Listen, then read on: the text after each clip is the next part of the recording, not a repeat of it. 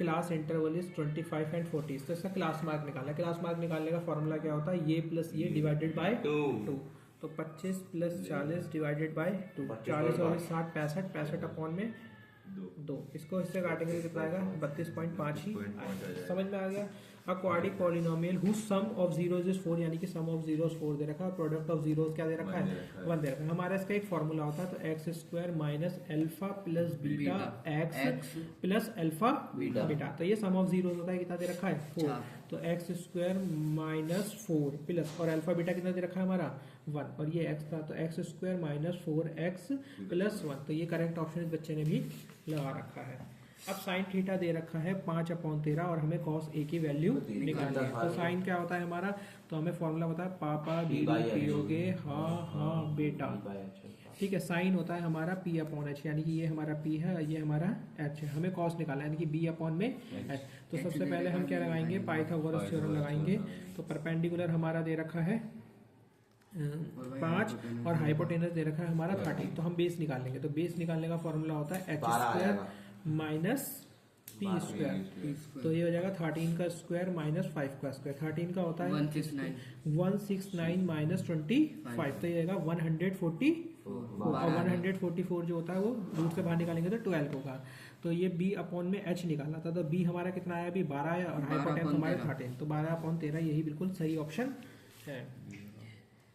The surface area of volume of a sphere is numerically equal to the diameter of a sphere. तो surface area and volume of a sphere are numerically equal. तो यानी कि surface area और volume ये दोनों क्या है, एक दूसरे के इक्वल है। Then the diameter of, तो हमसे इसका डायमीटर पूछ रहा है। देखो surface area of sphere क्या होता है, सरफेस एरिया ऑफ स्फीयर का फॉर्मूला होता है 4πr², जो इक्वल है वॉल्यूम ऑफ स्फीयर का, जो होता है 4/3 πr³। ठीक है। अब देखो पाई से पाई यहाँ से कैंसिल आउट हो गया, 4 से 4 यहाँ से कैंसिल आउट हो गया, ठीक है।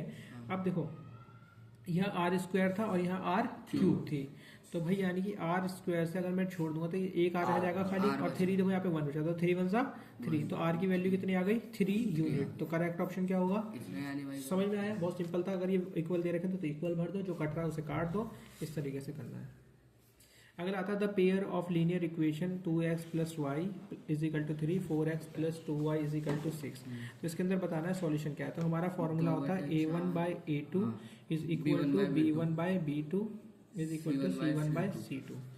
तो 2/4 बराबर 1/2 बराबर 3/6। अरे मैंने 2 कैसे लिखना है, हाँ तो 2/4। अभी देखो सारी की सारी वैल्यू क्या है इक्वल है, तो जब इक्वल होता है तो इसका मतलब होता है इन्फिनिटी, वो संपाती रेखा है भाई ये, ठीक।